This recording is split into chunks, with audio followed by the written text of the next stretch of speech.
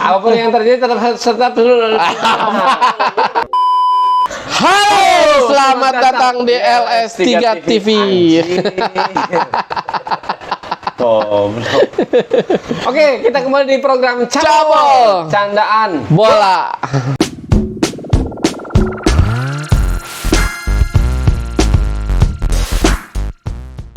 Oke, Gung. Oke, siapa?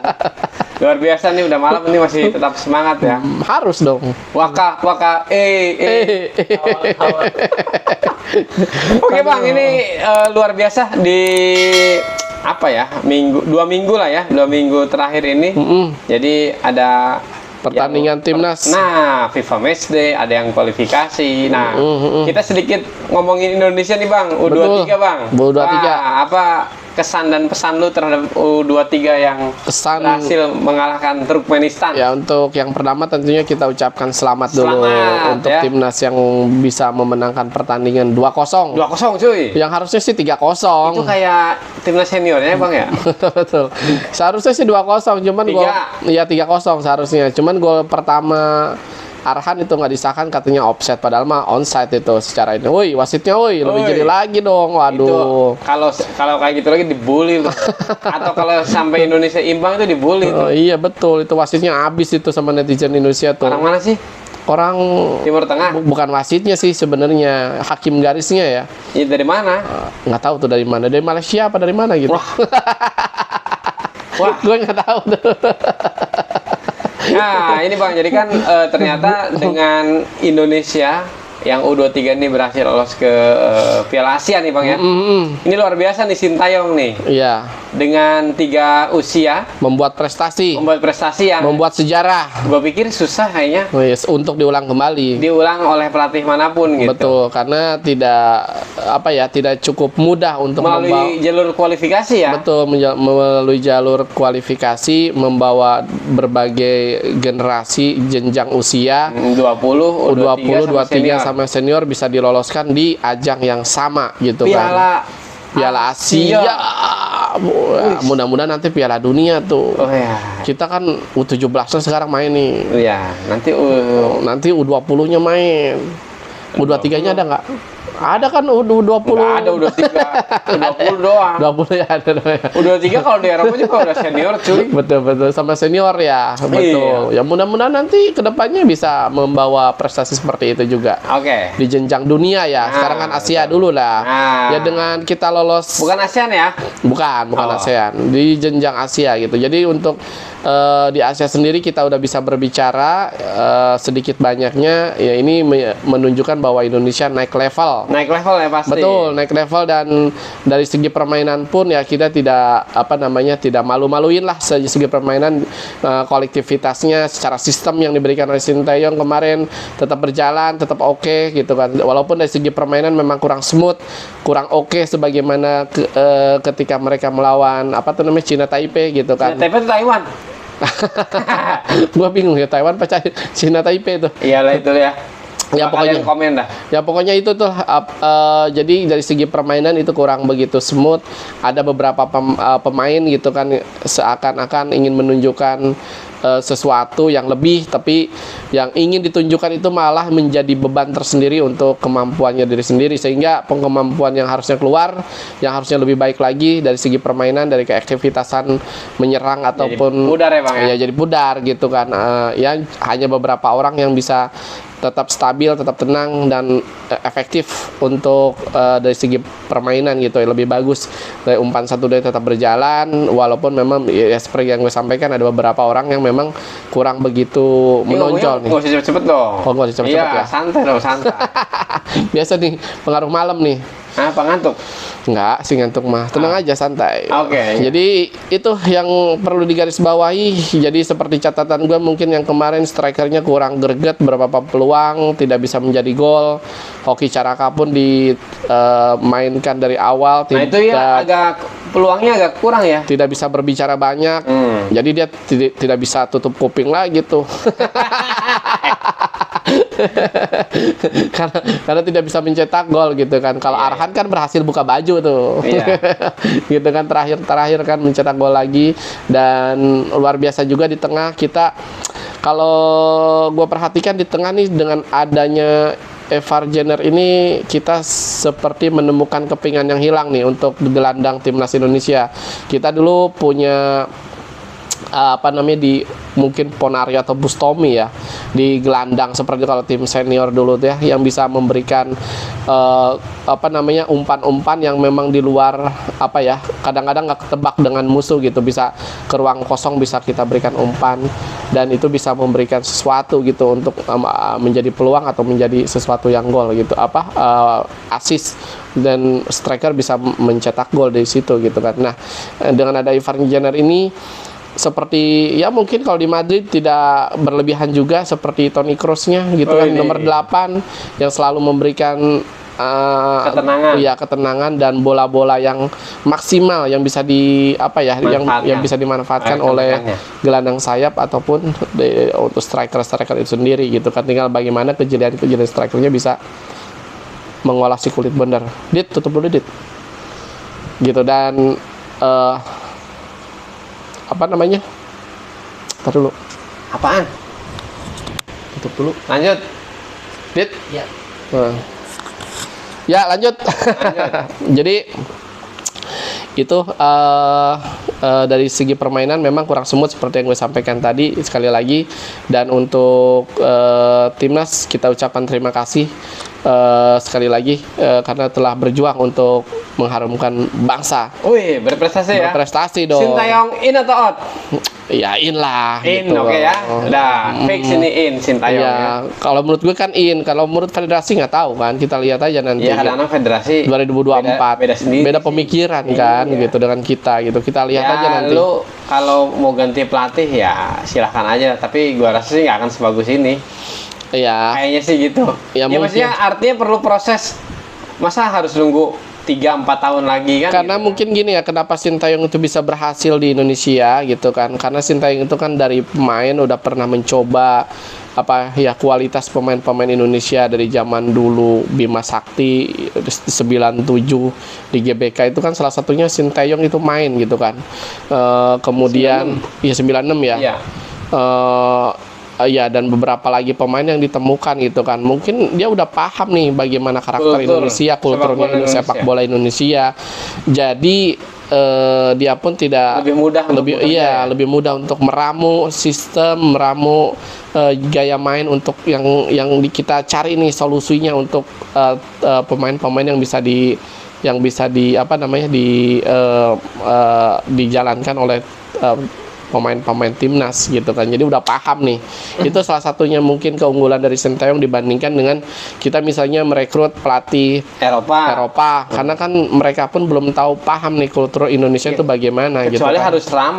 Kecuali harus lama gitu. Kalau Sintayong kan udah lumayan lama kan, sama-sama Asia juga. Jadi dia sedikit banyaknya sudah banyak tahu nih gaya mainnya Indonesia dan fisiknya Indonesia pun itu banyak tahu. Makanya yang paling pertama dia terapkan itu bagaimana cara mengolah fisik para pemain Indonesia gitu sehingga bisa main 120 menit. Betul, seperti yang disampaikan Asnawi pun di Korea itu yang pertama itu fisik gitu kan. Bahkan menit ke 70 itu 70 something atau ke atas itu para pemainnya bukan udah jalan gitu, tapi masih larinya masih luar biasa gitu kan kalau di Liga Korea gitu. Nah, seperti yang disampaikan Asnawi, nah ini mungkin jadi pembelajaran untuk kita gitu kan.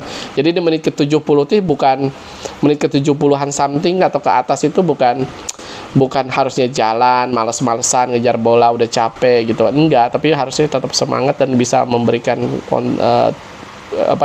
peluang-peluang yang bagus untuk timnya gitu. Oke. Nah, ya itu untuk timnas Indonesia ya. Jadi luar biasa, kita ucapkan selamat. Betul. 3 kategori lolos dan kalau U20 udah selesai, tinggal kita nanti tunggu di 2024 ya. Ya di bulan April. Senior di bulan Januari. Kalau untuk yang di bulan April. Dan tidak lupa juga nih Bang, di bulan ini juga nih untuk U23 ini untuk Asian Games ya. Asian Games juga Coach Indra Sapri sudah memanggil beberapa pemain seperti pemain-pemain di SEA Games yang membawa emas itu rata-rata dibawa hampir 80%-nya. Oke, nanti kita bahas di video berikutnya. Mudah-mudahan mereka sukses di Asian Asian Game. Oke Bang ya? Asian Game berarti oke. Siap. Nah, ini dari Indonesia kita sedikit bergeser ke Eropa jadi Bang. Karena kan Eropa ini sudah akan mulai kembali nih liganya setelah terjeda oleh FIFA Matchday atau mungkin oleh pertandingan-pertandingan kualifikasi.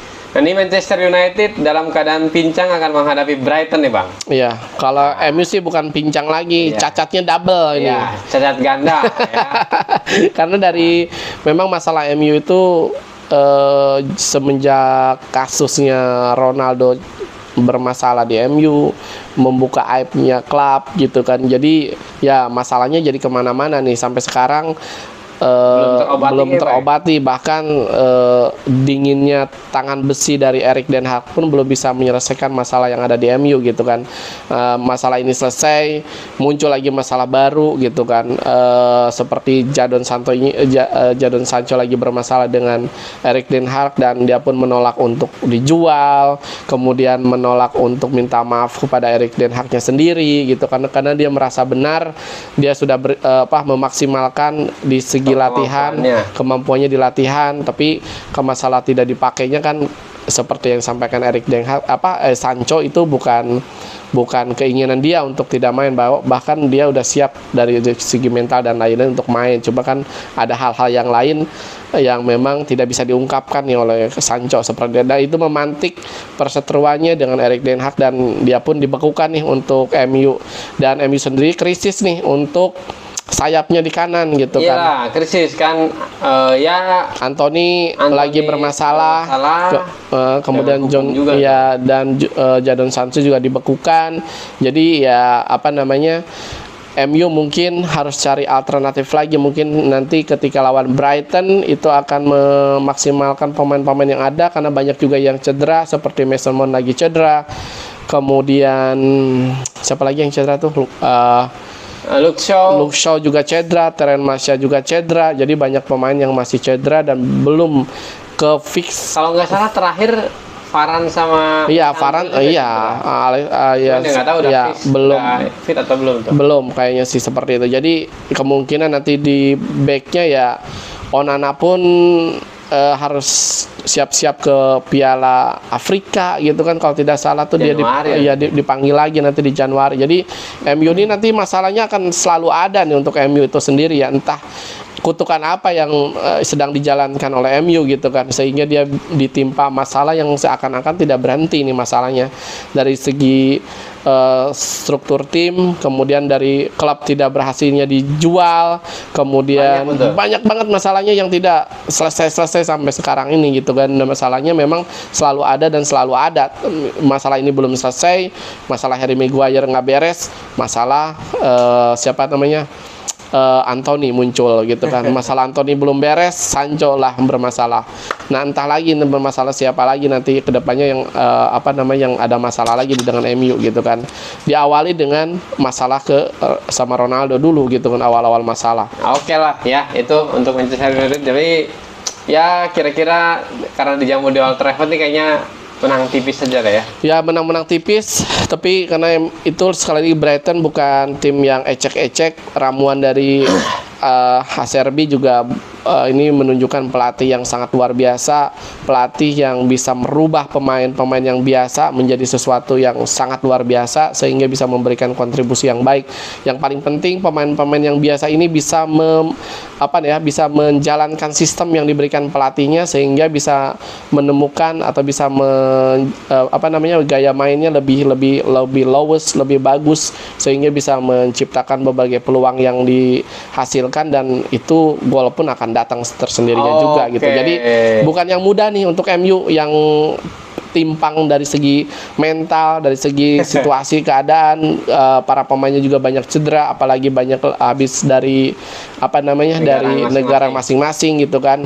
Kalau di Brighton kan hanya beberapa orang kan yang masuk ke timnasnya gitu kan. Dari MU kan hampir 80%-nya itu main di timnas gitu kan, seperti Casemiro, Eriksen juga main, bahkan si Scott Minimai juga yang bukan yang bukan pemain inti di MU itu di negaranya di Scotland itu inti gitu. Jadi Iya, iya jadi ya semuanya main di timnas gitu kan. Jadi kita lihat aja nih ketimpangan MU jadi dari tenaga dan lain-lain gitu kan. Apakah bisa mengatasi Brighton yang masih full power dan belum terkalahkan? Seingat gue tuh salah satu tim yang belum kalah nih untuk Brighton. Brighton ya di 4 pertandingan pertama. Oke lah Betul. ya.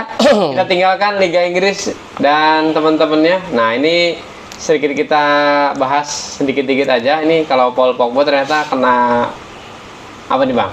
Doping, Nah. ya lolos doping. Nggak lolos tes doping ya. Mm-mm. Jadi ini hukumannya sangat luar biasa bahwa lu tidak boleh menggunakan doping. Ya itu konsekuensi lah, kalau memang lu nggak lolos doping ya itu konsekuensinya, ada aturannya juga di Ya, makanya FIGC. lu habis ngapain sih ya? Ya, Kok bisa ya lolos ya? mungkin dari ini kalau menurut gue apa ya, faktor mental lagi gitu kan, karena dari masalah dia yang nggak pernah usai juga nih, masalah Pogba seperti MU nih nggak ada kelar-kelar ini masalahnya, dari masalah yang pemerasan dengan saudara kakak kandungnya, kemudian masalah cedera dia yang selalu ada, sembuh cedera lagi, itu kan menjadi pukulan mental tersendiri untuk Pogba itu sendiri gitu kan, sehingga ya itu mungkin salah satu pengalihannya ya doping itu Iya. untuk untuk menghilangkan kecemasan mungkin, sehingga ya Buat tenang lah. membuat tenang mungkin dirinya sendiri gitu, dia lupa bahwa ada Allah yang buat ketenangan.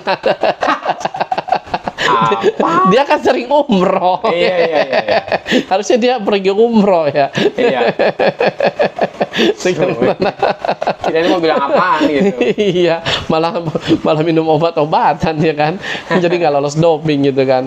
Itulah gitu kan. Dan konsekuensinya harus siap-siap sama Pogba, mungkin dibekukan di Juve dan tidak dibayarkan gaji Gajinya. sisa kontraknya, dan 4 tahun ancamannya yang Maksimalnya ya. maksimalnya siap dijalankan oleh Pogba kalau memang sampai saat ini tidak bisa Membuktikan bahwa dia bahwa tidak menggunakan doping tersebut gitu kan. Oke. Kita lihat aja nanti ke depannya. Siap, Bang. Dan di Milan lagi, di Italia pun lagi seru nih. Ada derby della Madonnina nih ya. Betul, Inter lawan Milan nih, dua Milan pemuncak nih, dua kota yang satu kota.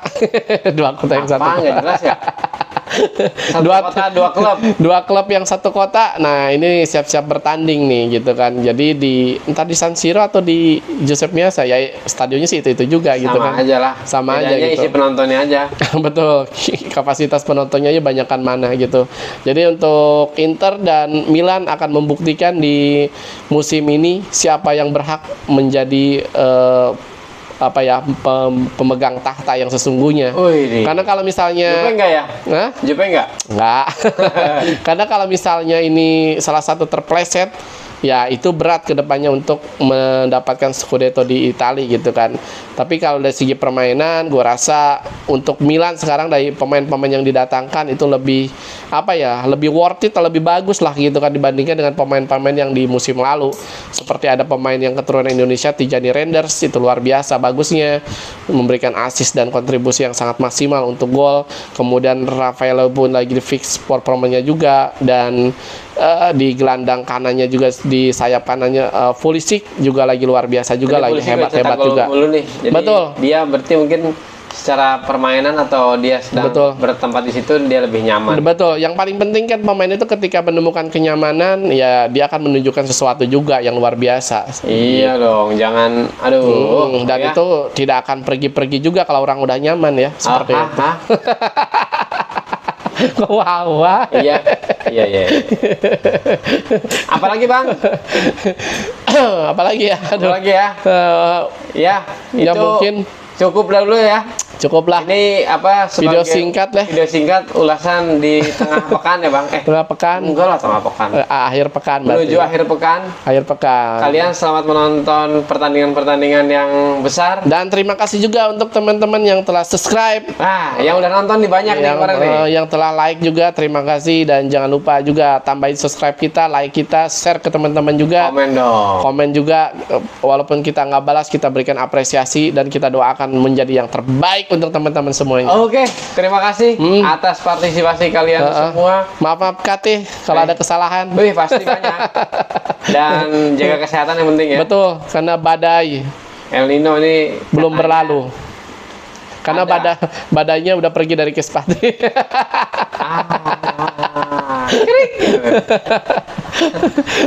Udah, apapun yang terjadi tetap dulu.